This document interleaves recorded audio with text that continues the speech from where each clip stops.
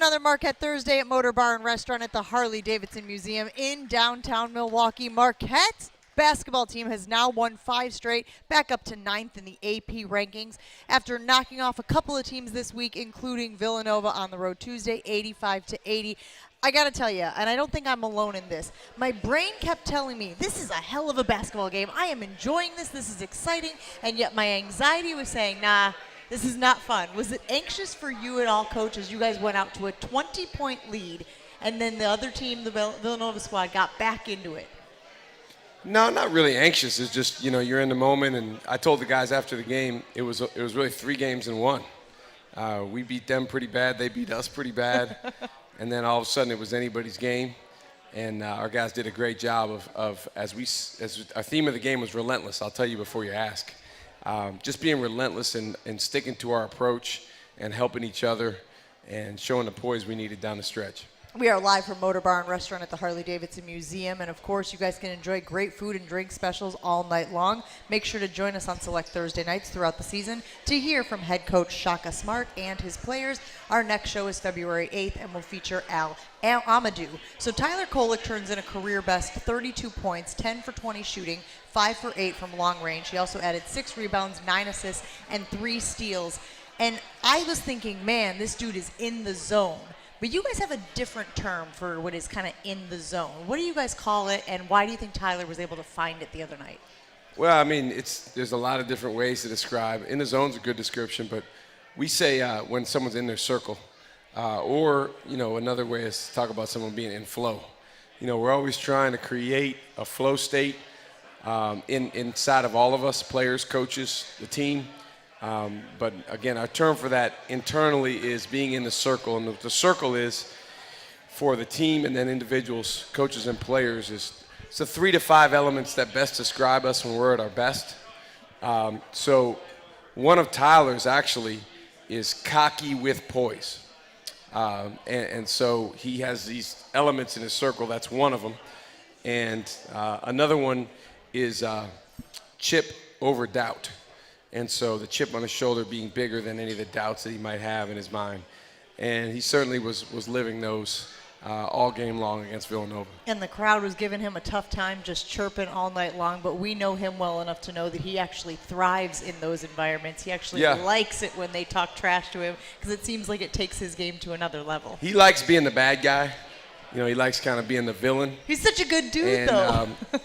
Villanova, and I remember this going back to the first year we went there, they have some fans that they can get a little rude, with you. I remember they were chanting at me that I was stupid, which is kind of a play on my last name. But it is what it is. When fans say things like that, I think it activates Tyler. It activates some of our guys. They were saying he couldn't read, which is inaccurate. He can read. Oh, thank you for clearing that up for us. 3.9 grade point average last semester. And he was phenomenal. And we talked about being relentless, living that out and helping his teammates do the same.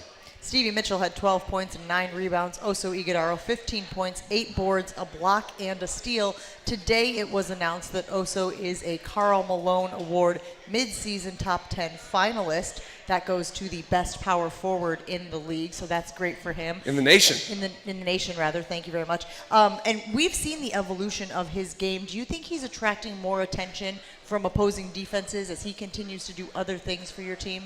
For sure, yeah, because we're putting him in different situations that they have to account for. For example, the ball being in his hands, and then we're setting pick and rolls for him, which you just don't really see for a 6'10 player. And I told him yesterday, I said, do you know that you're in the 99th percentile of all ball handlers when you're using a pick and roll? And he said, no, I didn't know that. He said, what exactly does that mean in terms of like the possession? I said, when you come off a pick and roll, we're scoring 1.4 points per possession, which would equate out to about 110, 115 points a game, for our team. So he's been terrific.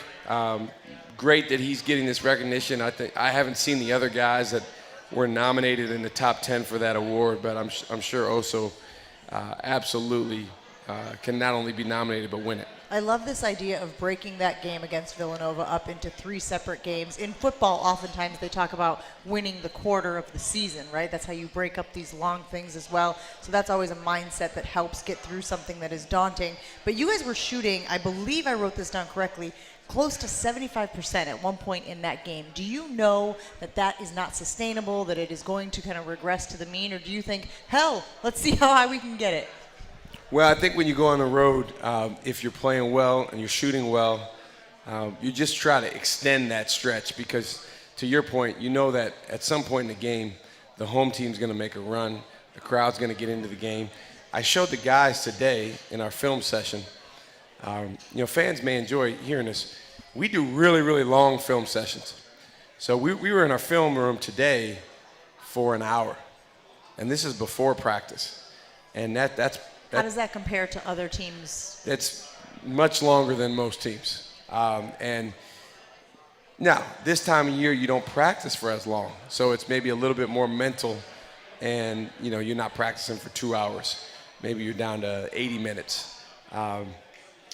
But in the film session, one of the things I showed our team with the sound was, we have the TV copy, we have the camera copy of the game, which is someone videoing it. But then we have someone behind our bench at all times videoing with an iPad. And they video all of our huddles in the timeouts.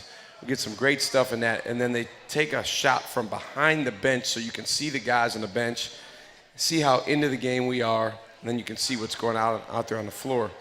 So I showed them 2 separate short videos from behind the bench when the game was going on. In the first one, we were on our early run, and it was super quiet in there. And you could hear the Marquette fans, because there was a lot of them behind our bench, but you couldn't really hear much from the Villanova fans because we were on a run. Then in the next one, it was early second half. They were on a run. They took a lead, and we called timeout with just under 16 minutes left in the game. And it was what you would imagine on the road. It was loud. It was they were just on their feet. And I said, guys, here's the great thing about being a gladiator. You got to perform in both of these settings, and you don't necessarily control which is which. Obviously, the better you play, the more it's going to quiet the home crowd if you're the road team. But like to your point, you're not always going to shoot 75%. So you've got to be able to handle these different environments and pull out the best in yourself and your teammates. How would you describe the resolve required to win on the road in the Big East? Well, there's nothing like it. That's why, we really try to celebrate road wins because it's hard. I mean, it's when we were up big on Tuesday night, I knew, like they're coming back, and they might even take the lead. So we're going to have to hang in there and keep playing and keep fighting. So the resolve, to be honest with you, Jen, the most important part of the resolve is acceptance. And acceptance of, okay, we're not up 20 anymore, and but there's still this, as I like to say, the predicament is still workable. We can handle it. We can do what's next. That's stolen, by the way. Most of my stuff is stolen. And when you feel like it's workable and you have high character guys like Chase Ross, I love watching Chase Ross work the room because you got to understand this guy came in as yes. So he came in here. He didn't want to say boo to anybody. Now he's walking around like he's the mayor or running for mayor. So I love that. By the way, how great was it to have Chase Ross back on the floor? I mean, it's amazing, like, the difference one player makes. He goes down after 1 minute at Seton Hall, and we lose, the guy that's probably the best physical matchup for their best player, Kadari Richmond. Then obviously he wasn't able to play in the next game. We lose to Butler. Now everybody that was in the building that day knows there were some bad spirits swirling around that game. So it was more than just not having Chase.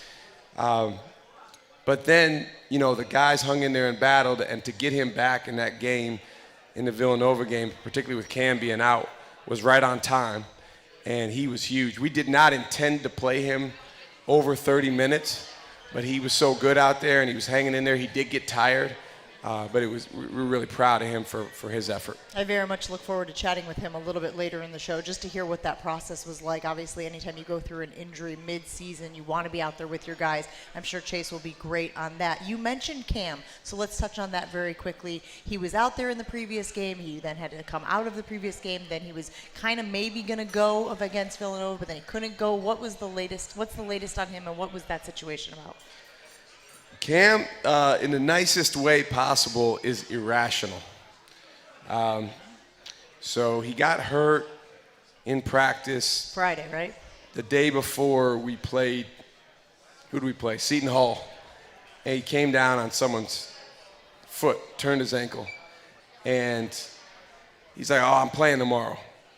And someone tells you they're playing, you want to believe them. And so we're like, "Okay, he's playing." He couldn't play. I mean, he's out there. We're fortunate that it didn't hurt. When we were playing 5-on-4 for a couple minutes there on defense, he did make a 3, so we'll take that. But then the Villanova game was 3 days later, and he obviously he just, man, you're not gonna be able to play. He's still working his way back. He's not 100%. He did some things in practice today, but he has to be able to demonstrate that he can push off and move on that foot and that ankle, to be able to go on Saturday. So, again, he's irrational. He's like, "I'm playing, I'll be good." But that'll be a decision that we make Saturday morning. So much more to come here on Marquette Thursdays, live from Motor Bar and Restaurant at the Harley Davidson Museum. You can enjoy an artfully stylish experience at St. Kate the Arts Hotel with deluxe accommodations, culinary creativity, on-site art galleries, and nightly live music. You'll enjoy every element of your stay at St. Kate. Learn more at stkatearts.com, stkatearts.com. More with Shaka Smart right after this from the Harley Davidson Museum, Motor Bar and Restaurant.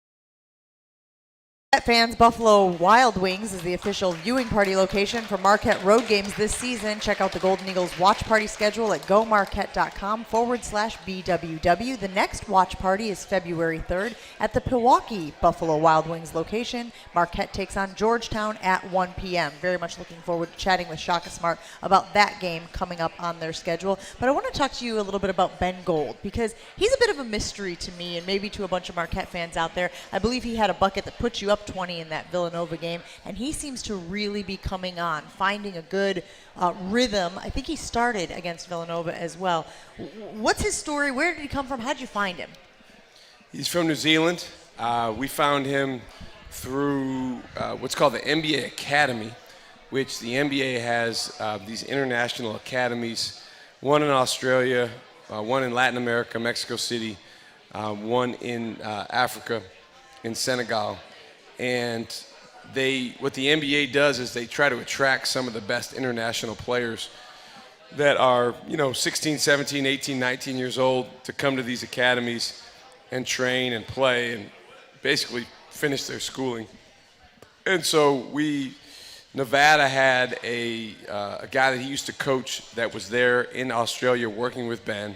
He recommended him 2 years ago. So our first season here, we were recruiting Ben, and we had him come visit for a game.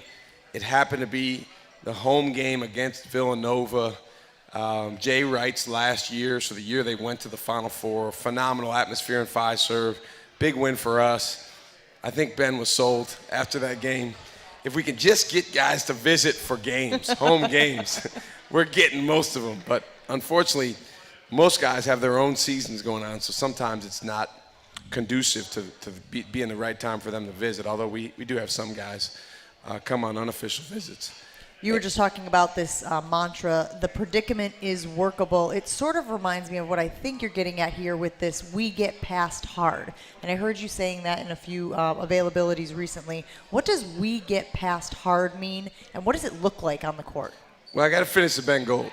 Oh, we're not done with Ben Gold. I thought we were done with Ben Gold. Let's finish Ben Gold. Because you said what's his story, and I told you where he's from, but I didn't tell you much other than that. So Benny Gold, first of all, he's very well-liked by his teammates, coaches, students, particularly female students like Ben a lot. Good to know. He just has a great spirit and a great energy about him, and I think people can feel that. And so most people that have been in Fiserv when he makes a basket know that there's like an outsized level of applause and energy when he scores, which is awesome. He has phenomenal potential, but like a lot of guys, sometimes we see more of the potential in him than himself. So he's in the middle of this path of learning how good he can be and learning all that he can be beyond just maybe a three-point shooter or some of the obvious things to him. He, to me, is at kind of a similar place of where Oso was in his sophomore year. Not saying he's the same player, but playing a support role, coming in, very, very important member of the team, not yet a full-time starter. He did start the other day because of some injuries, but we think that he can take those types of jumps over the rest of his career, similar to what Oso's done. And it all comes with confidence and knowing what he can do. Part of it is getting past hard. So for him and our team, that's one of our 21 cultural principles. Yes, we have 21 cultural principles. We have 3 core values, 21 cultural principles. We get past hard is one of the principles that's really, really important to games and practice, because we try to make practices hard, and when you play a good team, they make the games hard. And so it's basically a mindset of, okay, when it's challenging, when you're tired, when you don't feel like doing it, when it's raining outside, when it's sleeting out, whatever it is, we get past that. We find a way to reach our goal. And, Ben Gold has worked at getting better at that, as has our team. I love that you were able to marry those two together. The other thing I've heard a lot lately is our way, and how you guys have really been working on making sure you're channeling our way. What does that look like? There's a lot that goes with that. I mean, you guys have heard, the this way, the Packer way, or, for a long time it was the Steeler way or Patriot way. Our way is just how we do things. And it starts with our culture, how we act, interact, and respond, the way we practice, the way we train, the way our guys treat each other, relationships being at the forefront of everything we do. And it's not to be critical of anyone else's way. But I would say compared to, most of the other teams out there, we're a little bit different.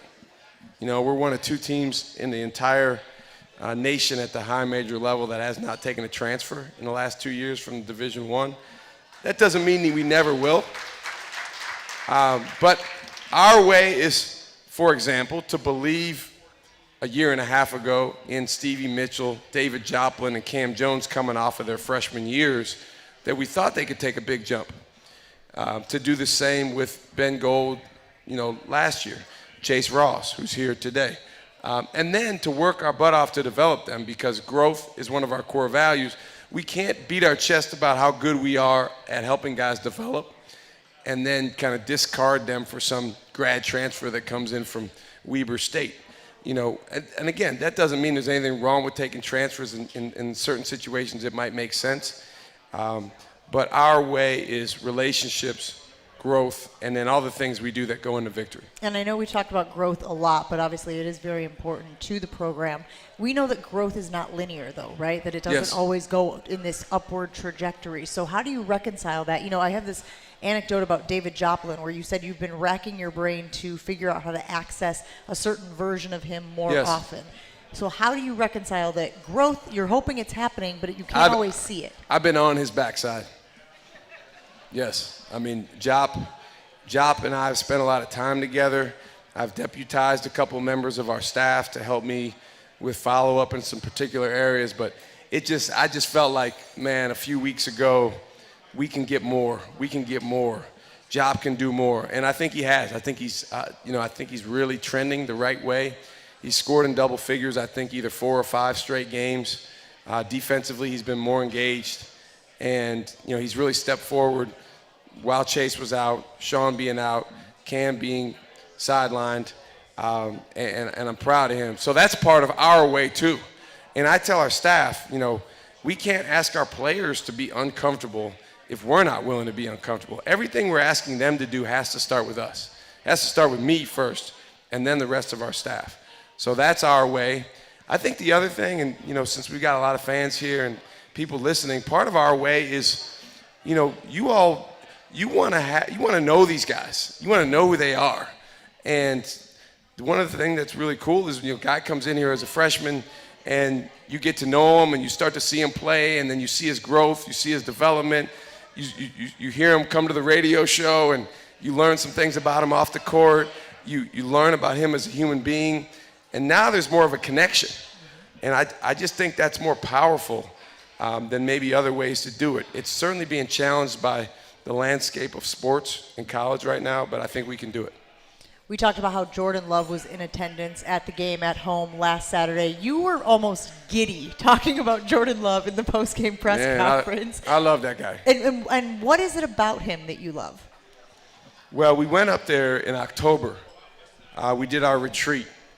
And really, really thankful that we had a connection with the Packers where we were able to do all of our team building activities in Lambeau Field. And there's an area up in one of the end zones called the Champions Club. It's really cool. It overlooks the field. And, we're up there. It's like in the middle of the week, so it's like Thursday. I mean, what they do with the field and the way they treat it, they're spending millions of dollars to upkeep that field. And so we're doing all of our team building stuff. And then the next day we got to go watch the Packers practice. And as I've said before, me and Jop, we're just 2 kids from Wisconsin living out our dream. Here we are, we're watching the Packers practice, pretty cool. And so I'm watching these guys, watching Jordan Love, and I'm watching Coach, how they do things. Football practice is always interesting because you got a million things going on. Basketball practice is usually one thing going on or maybe 2 ends. But football practice, there's stuff all over the place. So the practice gets done, and coach calls us over, and then he said to me, he said, "You got anything you want to say to the team?" And so I got to speak to the Packers. That was so cool. And then afterwards, I just got a chance to talk to Jordan Love. His humility, incredible. You could see in him, in his eyes, like he's got a real hunger and passion. But it also struck me when I saw him, I don't even know if this guy knows how good he is and what he has. And then you watch, like, as the season played out, and obviously he realized it more and more. And so I'm a big fan of his. You can't be in this area without pulling for the Packers.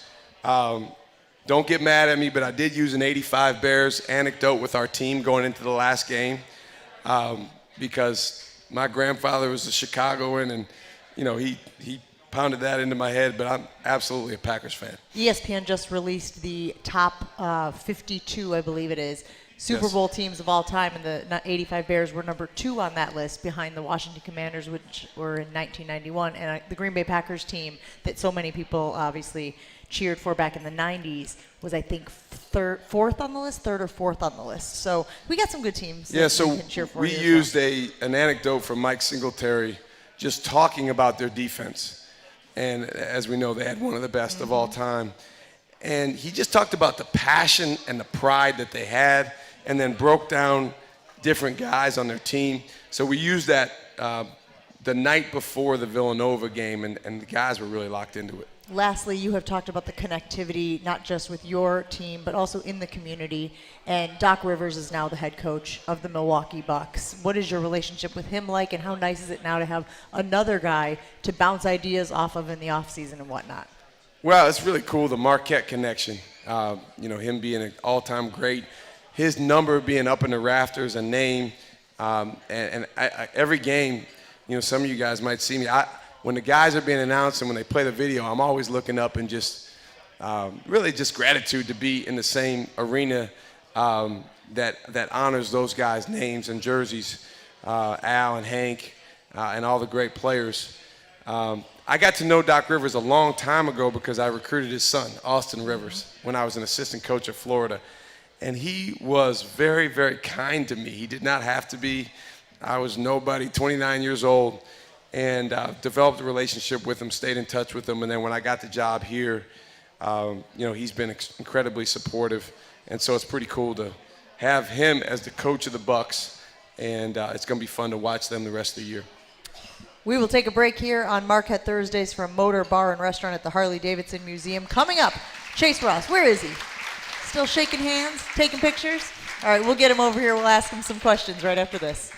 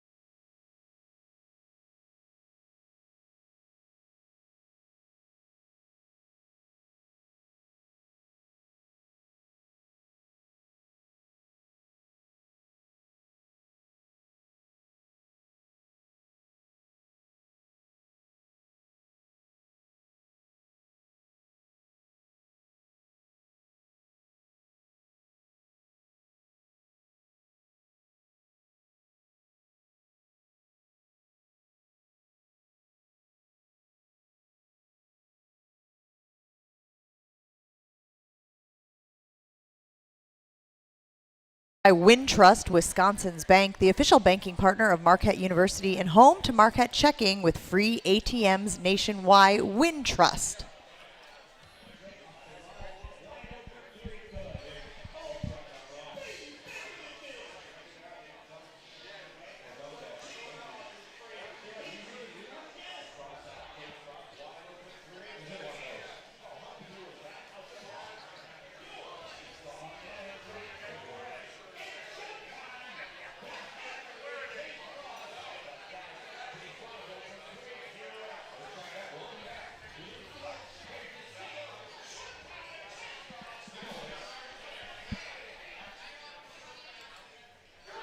We are thrilled to be joined by Chase Ross here at Motor Bar and Restaurant at the Harley Davidson Museum. Yeah, give him a warm welcome because he's a little nervous. He told us he would rather. You were doing so well when you were mingling with the crowd. So let's talk about something that you obviously have a lot of experience in, the injury that you dealt with earlier this year. First of all, what happened and how are you feeling now? I dislocated my shoulder at Seton Hall. Unfortunately, I only played 1 minute. But after that, I mean, just like going through the rehab process in a sling, I mean, it was rough times for me. Obviously, not being there for my team, it was a little devastating towards me. But I mean, I was trying to be the biggest EGB guy for them, cheering them on. And I mean, right now, I mean, I feel great. I played. I'm happy to be back. Was it difficult getting used to playing? Look, they're happy you're back too. Was it difficult getting used to playing with that brace on? Yes, I actually did not like it. I practiced like the day before. I practiced before we played, and it was a little. It's just in a way, but I got to play with it for a while, so we'll see. All right, you touched on the emotions, devastating. There's a huge feeling that you experienced when they told you that it was dislocated. What's going through your mind? Actually, I didn't know it was dislocated. I just thought my arm was hurting. And then I think Sean came over and he looked at my shoulder and like his eyes bulged. And he basically said, the trainer needs to hurry up and come. So then I looked over and I seen my shoulder just all out of whack. So then that's when I start thinking like, oh yeah, I'm done. So, yeah. But you're back out there on the court. So let's talk about that Villanova game because as we discussed, you guys get out to a huge lead. I think it's 20 points at one point. What are you feeling as a member of the squad then? And then how did that change as Villanova started to make buckets and close the gap? I mean, we were confident the whole way. Of course, 20 points. We took our foot off the gas a little bit. But other than that, I feel like we were confident throughout the time, even when they made their run. We just stayed together, came together, and told us like what else we need from each other. So that's what we did. Chase Ross joining us here at Motor Bar and Restaurant at the Harley Davidson Museum for Marquette Thursdays. Okay, so Coach always talks about how those away environments are really difficult to play in and then obviously difficult to win in. What is that like? As someone who's never been in a hostile environment and had to perform at a high level, what is it like to have that crowd yelling at you guys, the comments they're making to Tyler, the things they're saying to Coach at certain times? What is it like to be able to navigate that? Me personally, I like it. I mean, I start laughing. I just laugh at them like, how about you come out here and do this? But other than that, I mean, it's fun. I like it. It actually like gets me going, gets my team going, especially, I mean, Tyler had 30 and they were talking about him. So, I mean, they can keep doing it. We're going to keep winning. Can you tell when he's in the zone? Can you tell when any of your other teammates are in the zone? I know we use the phrase flow. Coach used the flow and in the circle to describe that. But can you see it when a guy is having a night that's going to be a career night for them? Yeah, you can just see the look in their eyes. I mean, once TK got the ball, they kept going under. He was shooting. I was like, oh, it's going to be a long day. Long day. So 5 straight wins. What has been the key to that stretch? I mean, just being together, playing, sticking to our roots and what we do, and not getting outside of our process, and just trusting everything that we do. And what we do in practice is going to work and carry over to the game. I ask every guy who sits in this seat, give me a comp. When you look at the NBA and you see guys out there who are playing at the next level, who's somebody you try to model your game after, and what do you need to continue doing to be your best basketball player? some of the coaches say I play like Josh Hart. He basically does everything, shoots, the guards, rebounds, anything you need. So that's a compliment. Yeah, so. And you're good at taking compliments, I can tell. So, yeah, I guess I'll say Josh Hart. All right, and what are some of the things you need to continue working on in order to elevate yourself to the next level? I feel like I just need to be more consistent on the offensive end and just assert myself a little more, and then I think I'll be A-okay.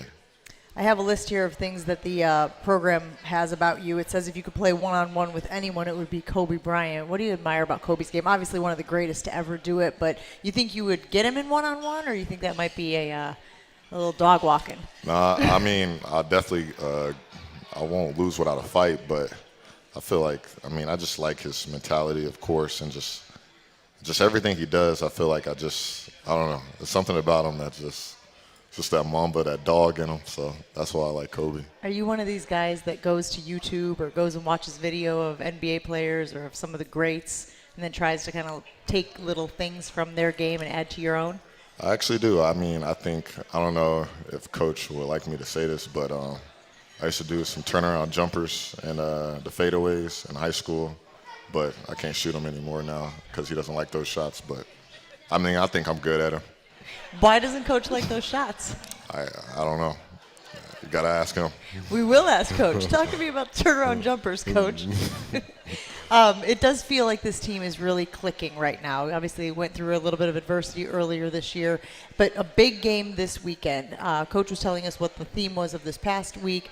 How do you guys prepare yourself again for this stretch where so many of your games are on the road? Like, what's the mindset going into all of these Big East games away from Fiserv Forum? I mean, we have a road approach. It's just to go out there and just not worry about the crowd and just play like we're in Fiserv. Honestly, just stay in together with our close-knit circle, get into our circle, and then encourage each other, and we'll win. What has been your favorite memory so far of being a member of this Marquette Golden Eagles basketball team? Favorite memory? Probably going to Italy this summer. I mean, I feel like that few, like 15 days, that was pretty fun with our team, just getting to know each other, staying with different people, traveling to different cities and all that. I mean, it was pretty fun, especially going to Italy. You go to Italy and you got to eat some of the food. Did you at least indulge in some of the culinary options there? Yeah, I had gelato every day, breakfast, lunch, and dinner. I had pizza almost every day. So, I mean, I was loving it over there. A little pasta. Oh, yeah, I had some pasta, too. Yeah, okay, all right. And is that the best place you've ever been, to Italy, when you guys went on the trip with the team? Of course. Of course. Of course. Wow, that was definitive.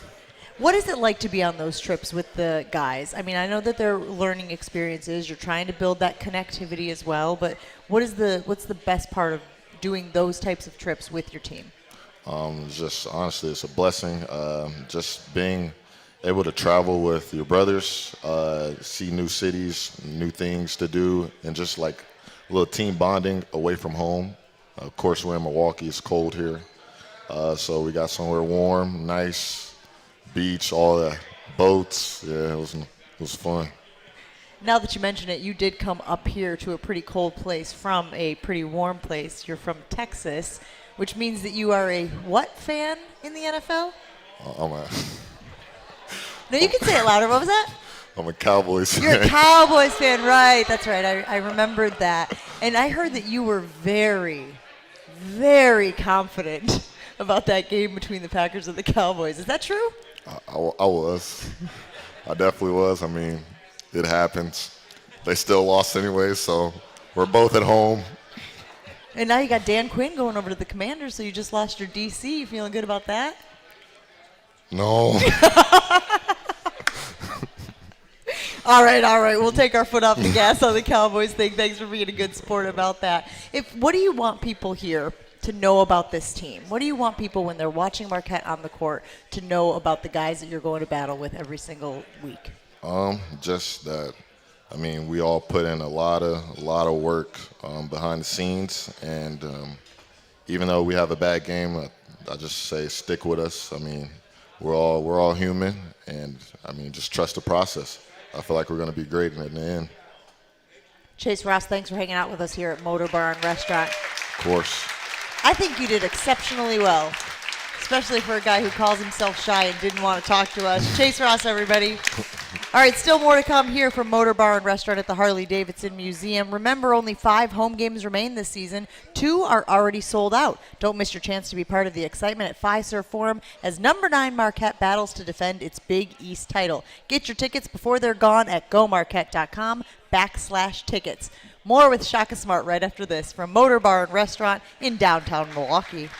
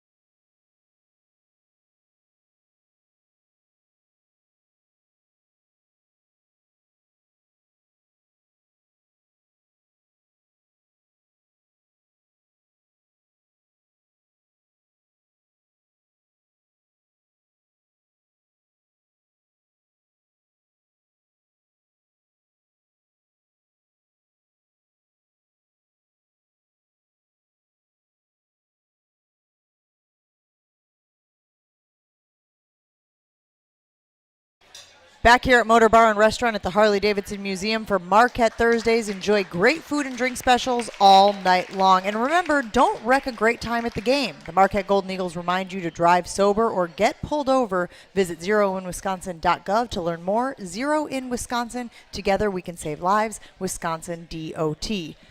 Back here with Shaka Smart at Motor Bar and Restaurant. So, Coach, you got Georgetown coming up. What are you expecting from that matchup? Well, Ed Cooley, phenomenal coach, hard-nosed. He's done a good job getting those guys more and more to buy into his way.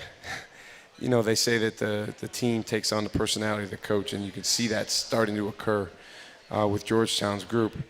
And, we've got to just make sure that we go down there and we bring our hard hats, we bring our defense, and most importantly, we help each other, support each other over the course of 40 minutes. Obviously we've been on the road a lot these last couple weeks, and so this is another opportunity. Going on the road in the Big East is absolutely an opportunity. It's hard, it's challenging, but it's fun. And we're grateful to go out there Saturday afternoon.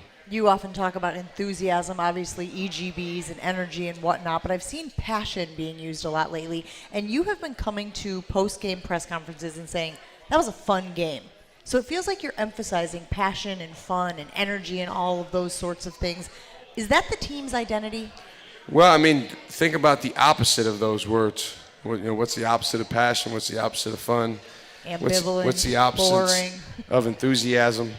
I've said for a long time that the number one quality that, to me, I can't do anything with, and just we talk about as predicaments workable, that is not workable, is apathy. If you're apathetic, there's nothing you can do, but you're not going to be successful, especially when something's hard. So, passion for what you're doing, passion for each other. I think that one advantage we have on our team is the way that our guys genuinely feel about each other, about Marquette, about our fans, the common bond that our team shares. And so having a passion in those things carries over and helps you stay together during tough times. And the game, right? The game of basketball, it's not just a means to an end. They genuinely enjoy playing basketball. Yeah, you better. You don't get a lot of time to play college basketball. You really don't. It goes fast. It just feels like Chase Ross just got here, and now he's a sophomore and over, 2/3 of the way done with his sophomore regular season. We were just talking about Stevie with some folks here, and I said, man, we got to enjoy the heck out of him while we got him. We only got him one more year after this year because I think they broke the mold when they made Stevie. But, that's what you have to really embrace while you're here, and that's why every game, it might feel like a grind. You might have a level of fatigue, whatever it may be, but you either get to do it or you have to do it. And we choose the get-to approach. And this is no knock on any of your young men because I think they are all fantastic. But for whatever reason, Stevie Mitchell seems to be the poster child for those things we just mentioned, for enthusiasm, for passion, for fun. Seems to love the game, and he seems to infect everyone around him positively. Stevie Mitchell's a poster child for a lot of things. 4.0 grade point average the last 3 semesters. One of the most caring individuals that I've been around, and he's someone that I'm trying to get him to understand, hey, when basketball's over, you can be even more successful in other things beyond playing. But you know how these guys are. They're just basketball. They think it's just basketball. But even if you play a long time professionally, you're still a young man when you get done. And there's other things. I think this guy could be, a CEO of a company or a high-level politician. Well, let's not have him do that. But, something really, really important where he's impacting a lot of people. The other thing I saw this week that I wanted to ask you about was an eyeball contract. And I think you were talking about flow and whatnot. But what is an eyeball contract that your guys have amongst themselves? It's when you look each other in the eye and you tell someone something with your eyes. And that happens a lot in sports. It happens where, you're not really able to say it, maybe because the other team's right there or whatever, but you just know. You look them in the eye, okay, I'm going back door on this next one. Or when this happens, pop out. The best teams have more eyeball contracts. The worst teams have less eye contact. They don't look at each other. They're looking down. They're going like this. They're caught up in themselves. And the reality is, particularly nights like the other night when Villanova was making their run, the only way is for our guys to look each other in the eye and support each other on what we need to do next. I love that. I'm definitely going to have an eyeball contract with my kids. I actually think we already have one. I look at them a certain way, and they know exactly what Mom is thinking. That's good. So we're good. Always a pleasure to sit with Shaka Smart. We obviously have a big game this weekend, but we're going to be back with you next weekend as well. So thank you for hanging out with us, guys. Shaka Smart, everyone. Thank you. We'll take one more break and wrap up the show live from Motor Bar and Restaurant at the Harley Davidson Museum.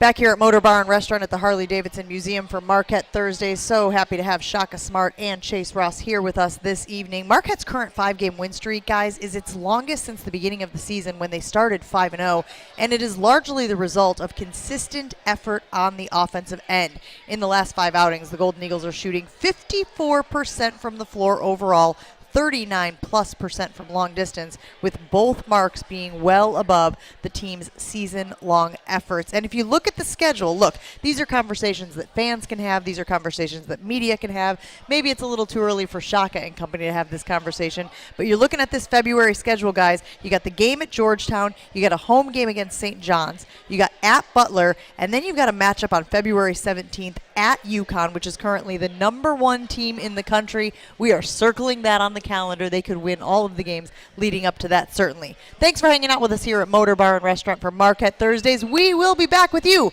next week.